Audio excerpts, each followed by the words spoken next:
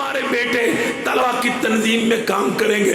بڑی ذمہ داری سے کہتا ہوں پورے ملک میں آپ ہماری طلبہ تنظیم کے کسی قائد کی زبان سے حنفی، بریلوی، دیوبندی، وہابی، شیعہ، سنی آپ یہ تفریق کبھی نہیں سنیں گے. یہ ہمارا تھیسس نہیں ہے، یہ ہمارا سبجیکٹ نہیں ہے.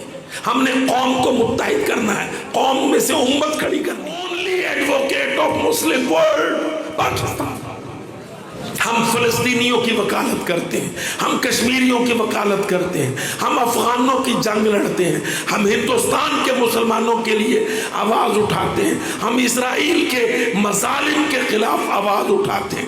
ہم دنیا میں اسرائیل کو بوجہ اس کے کہ یہودیوں کو عربوں فلسطینیوں کا حق مارنے کی اجازت نہیں دی جا سکتی.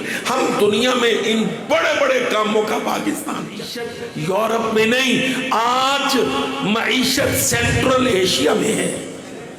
ازبکستان میں، قازقستان میں، داغستان میں، قوقاز میں، چیچنیا میں سمندر ہیں، سمندر تیل کے ذخائر ہیں، گیس کے، معدنیات کے.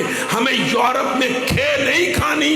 ہمیں 1600 کلومیٹر 1800 کلومیٹر کی ریلوے لائن بچھا کر، گیس کی پائپ لائن بچھا کر سینٹرل ایشیا سے گیس لانی ہے. سینٹرل ایشیا سے ہمیں دھاتیں لے کے آنی ہے، خام مال لے کے آنا ہے.